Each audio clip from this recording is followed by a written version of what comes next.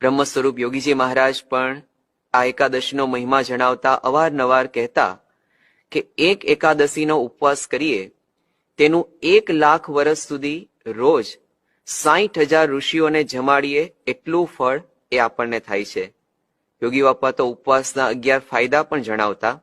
પહેલો, અજીર્ણ મટી જાય. બીજું, શક્તિ સચેતન થાય. ત્રીજું, આત્મબળ વધે. ચોથું, મોટા પુરુષ રાજી થાય. પાંચમું, ભગવાનનો સાક્ષાત્કાર થાય. છઠ્ઠું, તપ જેવું વાલું છે વાલમને.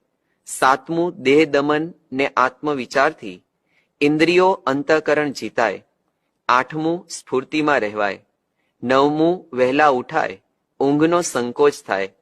10મું, તાવ તરિયો મંદવાળ ન આવે.